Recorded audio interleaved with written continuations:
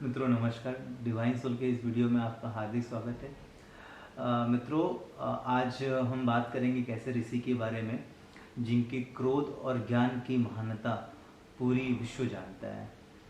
वैसे तो ब्राह्मण का स्वभाव होता है कि बड़ा शांत रहता है और ज्ञान का हमेशा मार्गदर्शन करता है, बट जब बात आ जाती है अपने धर्म को बचाने की और अपने जीवन की रक्षा करने की, वो ब्राह्मण कितना विनाशकारी हो सकता है, ये हम सब ने इस ऋषि के जीवन में देखा है।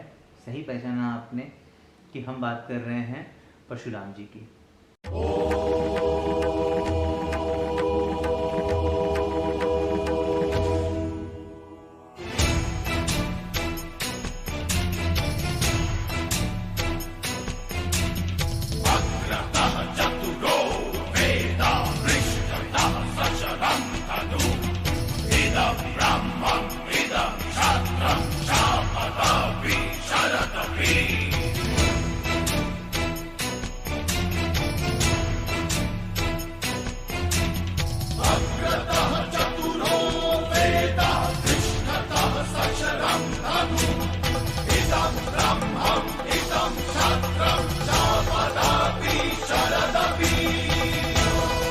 परशुराम जी का नाम पहले राम था।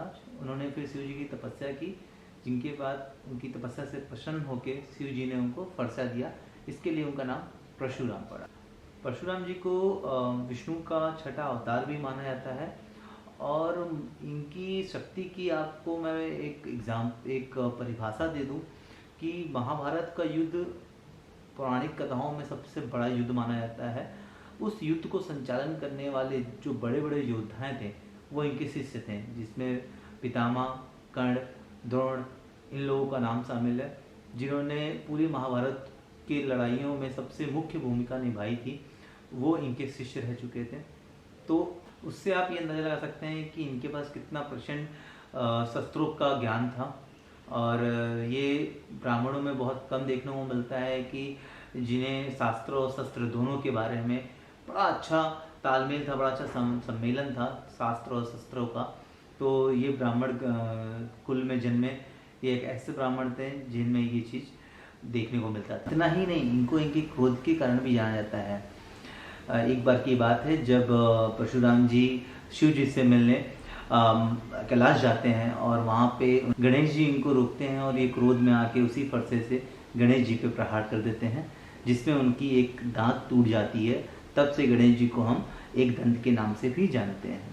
उन्होंने 21 बार इस धरती को क्षत्रियों से विहीन किया है। इस कहानी को जानने से पहले हम आपको बताते हैं सहस्त्रबाहु जी की कथा। सहस्त्रबाहु एक बहुत बलशाली राजा थे।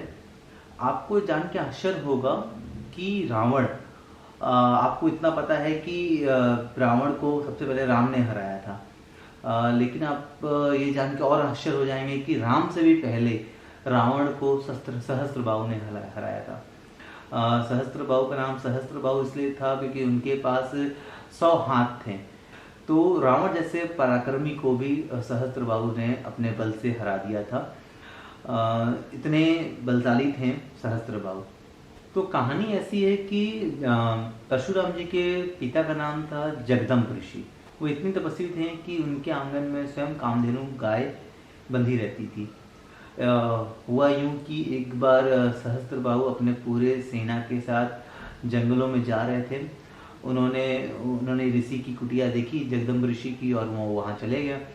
वहाँ जाके जगदम्ब ऋषि ने जब देखा कि राजा आए हुए हैं तो उन्होंने बड़े प्रेम से सारे सेनाओं के साथ राजा का आदर सत्कार किया, उन्हें भोजन कराया। वो केवल कामधेनु गाय से इच्छा मात्र से, कामधेनु गाय एक ऐसी गाय होती है जिससे केवल इच्छा मात्र कर दो आप कि आपको ये वस्तु की आवश्यकता है, वो तुरंत प्रस्तुत हो जाता है। तो कामधेनु गाय की सहायता से ऋषि ने सबको भोजन करा दिया। सहस्त्रबाहु को यहाँ पे लालच आ गया। उन्होंने ऋषि जगदम्ब जी से बोला कि मुझे ये गाय चाहिए। ऋषि जगदम्ब जी ने उन्हें ये कहते हुए मना कर दिया कि ये गाय ही एक ऐसा स्रोत है जिससे हम पूरे ऋषि लोग यहाँ पे रह पा रहे हैं। अगर ये मैं गाय दे दूंगा तो यहाँ पे जीवन यापन करना मुश्किल हो जाएगा, इसलिए हम आपको गाय नहीं दे सकते।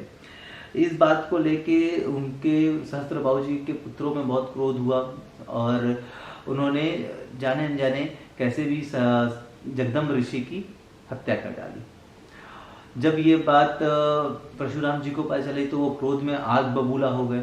आग बबूला होके उन्होंने वहीं पे एक प्रण किया कि मैं इस धरती को 21 बार क्षत्रियों से विहीन कर दूंगा। उन्होंने 21 बार का प्रण इसलिए किया था क्योंकि उनके पिता के मृत शरीर पे 21 घाव के निशान थे। तो इसलिए उन्होंने क्रोध में आके 21 बार इस धरती को क्षत्रियों से विहीन करने का प्रण लिया था और उन्होंने विहीन किया भी। तो आज मैं एक बात यहाँ पे जरूर कहूँगा, जिस परशुराम जी की जीवनी को देख के सोच समझ के एक चीज़ मेरे दिमाग में आती है कि जब भी कोई ब्राह्मण, जब भी कोई ऐसा व्यक्ति जो बहुत शांत दिखता है व्यवहार से, अपने आचरण से, अगर वो अपने आचरण और व्यवहार को छोड़ देता है किसी भी अधर्म को मिटाने के लिए, तो वो कितना प्रचंड बन सकता है। इस चीज़ को हमें इनकी जीवनी से सीखना चाहिए। तो मित्रों, मैं एक ही चीज़ कहूँगा कि आज बहुत पावन मौका है, क्योंकि आज मैं परशुराम जी की जीवनी इसलिए बता रहा हूँ आपको क्योंकि आज परशुराम जी की जयंती है। आज के दिन ही उनका जन्म हुआ था। तो मित्रों, मुझे आशा है कि ये इन्फॉर्मेशन आपको सही लगी होगी, और इन केस आपको कोई डाउट है, कोई क्वेश्चन है, तो प्लीज़ मुझे कांटेक्ट कीजिए, कमेंट बॉक्स में कमेंट करिए। मैं कोशिश करूँगा कि आपकी सारी क्वेश्चन का आंसर मैं दे पाऊँ। और प्लीज़ मेरे चैनल को सब्सक्राइब करिए, लाइक करिए, कमेंट करिए और बेल आइकन को दबाना मत भूलिए। बहुत जल्दी लौटेंगे एक नए विषय पर चर्चा करने के लिए। तब तक के लिए नमस्कार।